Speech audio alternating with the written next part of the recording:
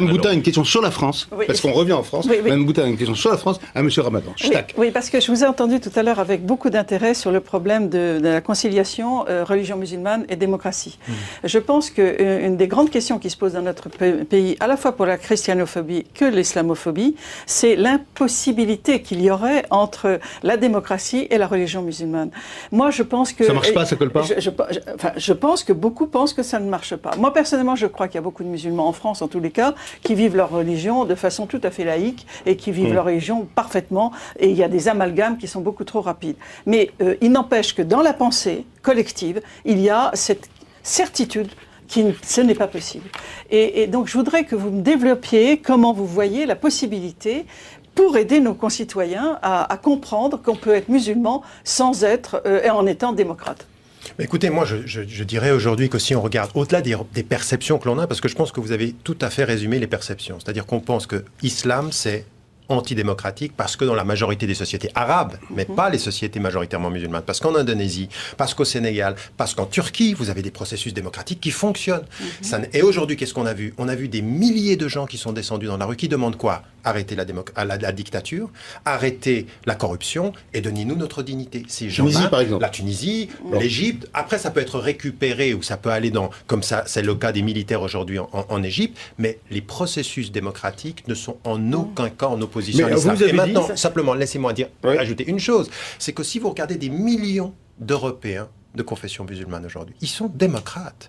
Ils vivent avec leur temps, ils vivent avec l'état de droit et ils participent. Et ce que je demande partout et depuis 25 ans, c'est que nous devenions des citoyens, des sujets de notre histoire, non pas les objets de la perception des autres, mais que nous devenions des sujets de l'histoire. Vous dites qu'il semblerait que la loi laïque doit être encore plus laïque quand il s'agit des musulmans que quand il s'agit des chrétiens, des juifs ou des bouddhistes. Mais c'est exactement ce que vous... Non, mais c'est exactement ce que vous avez dit. Il faut être encore plus laïque. Non, mais parce que la perception est telle pour les musulmans qu'on pense qu'ils n'acceptent pas la laïcité, qu'il faudrait qu'ils en rajoutent. Et on va jusqu'à leur demander de faire plus que les autres. En fait, ils peuvent tout à fait accepter la loi laïque française si la loi laïque française est appliquée égalitairement pour tous les citoyens. Frédéric Lenoir, est-ce qu'on va parler beaucoup vous pensez de religion et de laïcité dans cette campagne présidentielle? Parce qu'avant, on pensait que laïcité, c'est un sujet plutôt consensuel et assez ringard, en fait. On n'allait pas remuer le vieux truc, etc. Et ben non, ça recommence. Claude Guéant vient de publier un recueil de textes sur la laïcité, fameux code de la laïcité, annoncé par l'UMP en avril dernier. Moi, je pense que ça dépend Frédéric, de Nicolas le Sarkozy. grand spécialiste. Mais oui, ça dépend de Nicolas Sarkozy, parce que c'est lui qui a réveillé depuis qu'il est président de la République toute cette question de la laïcité,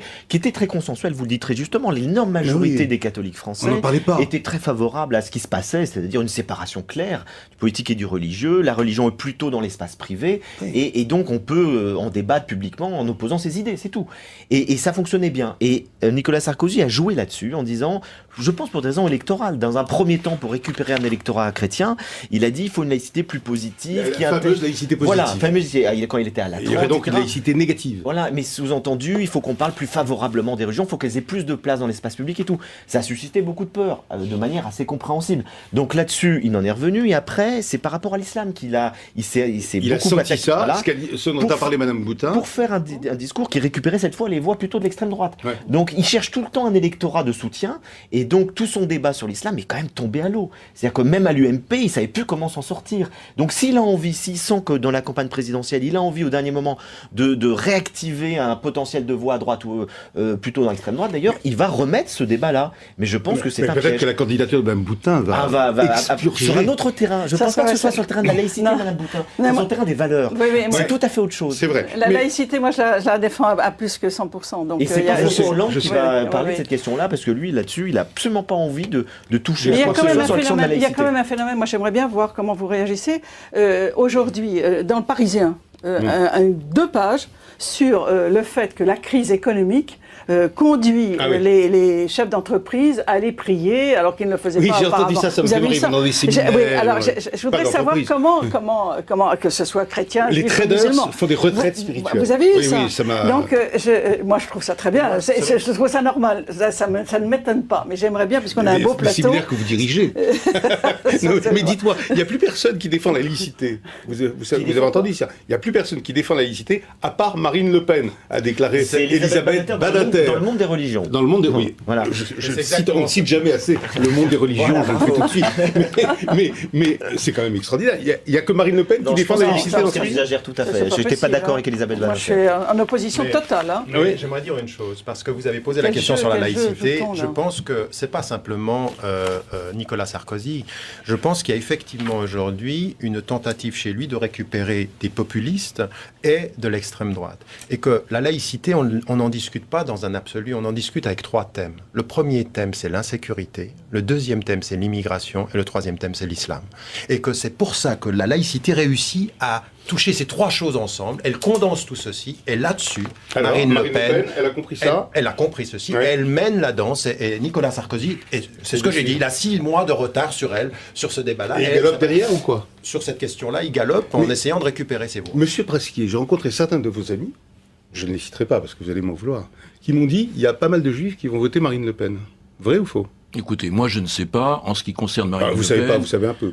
Non, je n'ai pas fait d'études sur le sujet, je ne peux pas en faire d'ailleurs. En ce qui concerne Marine Le Pen, je pense que j'ai été extrêmement clair depuis déjà très longtemps. Et d'ailleurs, j'ai eu le plaisir d'être attaqué encore par Marine Le Pen, je crois, hier.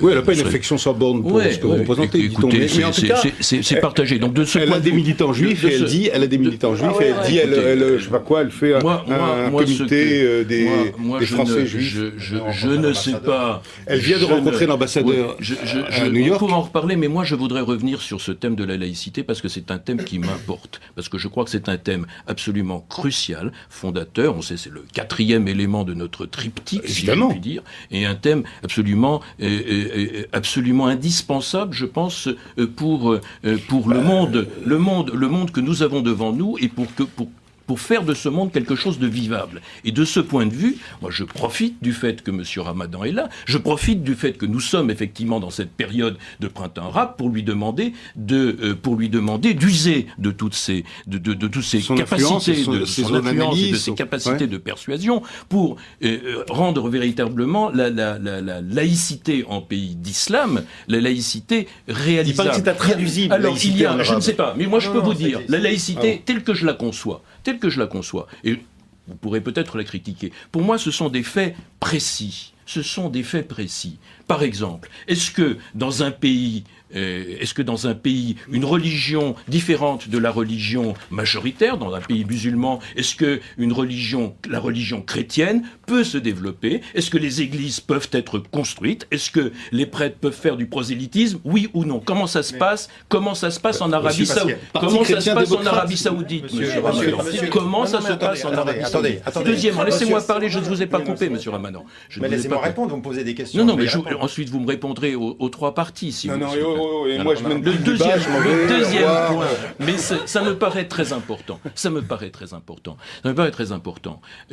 Lorsque, dans la plupart des pays musulmans, peut-être pas tous, mais lorsque dans un pays, un copte par exemple, qui épouse une musulmane, c'est interdit pratiquement. Et il risque de lui arriver de très... Ça, c'est incompatible avec notre civilisation. 3e point, l'apostasie. C'est quoi l'apostasie? L'apostasie, quitter sa religion.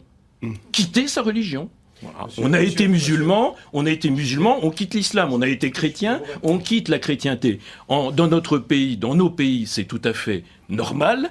En pays d'islam, ça ne l'est pas, et on risque la mort lorsqu'on le fait. Voilà des vrais problèmes. Monsieur Pasquier, j'espère que vous lirez le livre et vous verrez combien... L'islam et le réveil arabe. Dans ce livre, je mets en évidence qu'il faut dépasser les polarisations entre les soi-disant laïcs et islamistes pour arriver à quelque chose qui est une vraie séparation des autorités religieuse et de l'autorité de l'État. Et ce processus-là, je le défends et je le défends depuis longtemps. Et donc, vous parlez de l'Arabie Saoudite, j'en suis interdit d'entrer depuis pratiquement 18 ans maintenant. Donc, vous prêchez à un converti de ce point de vue-là, si vous osez. Et donc, en l'occurrence, ça c'est un premier point. Sur la question de l'apostasie, vous auriez dû me lire, ça fait 25 ans que j'ai dit que ça n'était pas la seule position musulmane et qu'il y avait depuis le 8e siècle une position qui était ouverte sur ce point de vue-là et que je défendais, que j'ai défendu perdu depuis ce temps-là. Donc l'idée qu'on puisse changer de religion. Le troisième des éléments, ce que vous avez mis en évidence, à savoir que dans les sociétés majoritairement musulmanes, pour les questions de mariage, moi je suis pour le fait qu'on laisse la liberté aux gens, donc vous devriez lire. Mais ce que j'aimerais, monsieur, c'est que ce que vous me demandez de dire à mes concitoyens de confession musulmane est de défendre partout. Ce qui a fait que pendant des années, j'étais interdit de Libye, de Tunisie, de tous les pays qui étaient des dictatures. Eh bien, ce que j'aimerais, c'est que vous disiez exactement la même chose pour tous les pays. Mais encore une fois, de la même façon. Parce que le problème que j'ai avec votre position reste toujours celui de la géométrie variable. Ce que vous avez dit sur la laïcité en France, j'aimerais l'entendre sur la laïcité en Israël. Le fait qu'aujourd'hui, un citoyen israélien de confession chrétienne ou de confession musulmane n'a pas les mêmes droits que le confession. Je crois que vous devriez faire. Vous le savez très bien. Je crois que vous devriez faire une visite en Israël, monsieur Ramadan. Attendez, vous savez très bien. Il y a des chrétiens qui sont tués en Israël quand même. Non, attendez. Parmi les Arabes chrétiens qui sont sous la répression des territoires occupés, vous savez très très bien que des chrétiens se plaignent du traitement qui est fait par la majorité juive en Israël. Et le fait de systématiquement rappeler le caractère juif de l'État d'Israël est discriminatoire à l'endroit des chrétiens comme des musulmans. Ce n'est pas une question... Monsieur je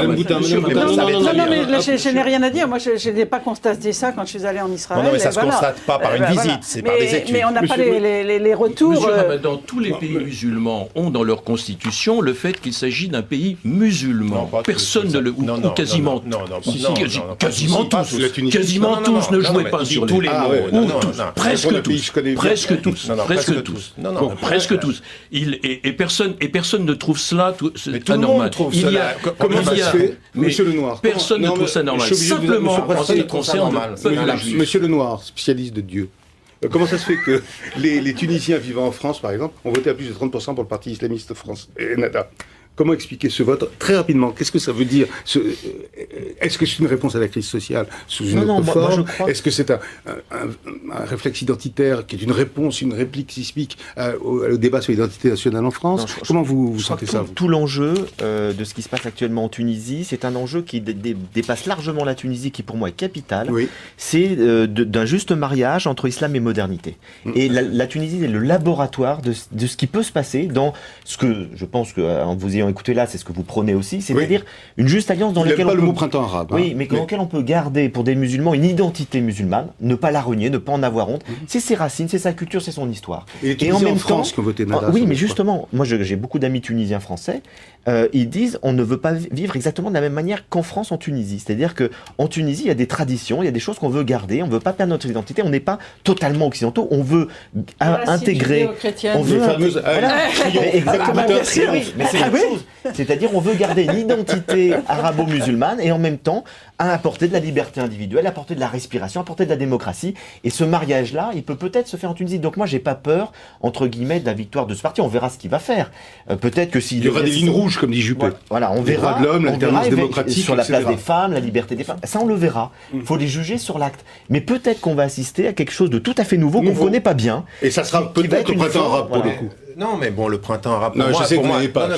Non, mais ce pourquoi j'aime pas, c'est parce que ce qu'on appelle révolution, pour moi, ce reste encore des soulèvements. Il faut voir ce qui va se passer. Soulèvements sociaux. Oui, exactement. Mais vous savez, on disait la même chose de Erdogan en Turquie. On disait, attention, maintenant, tout ça est à suivre. Tout ça est à suivre. On quitte sur plein de suspense. Dieu demain, tout ça, on ne sait pas. Le Parti chrétien-démocrate, votre candidature ou pas, on ne sait pas. Elle sera là, ma candidature. Monsieur Prasquier, votre conférence importante du CRIF, qu'on rappelle le 20 novembre. Monsieur Ramadan, je renvoie à votre livre, L'islam et le réveil arabe, aux éditions de l'Arche du Châtelet, pardon. Et ça sort bientôt, je crois, le 9 novembre. Et Dieu. Moi j'adore, et Dieu, simplement. Quel prétentieux Frédéric Loire. Dieu. Avec Marie Drucker. On a cherché tout ce qui est assez agréable. Il y avait déjà... Écoutez, merci.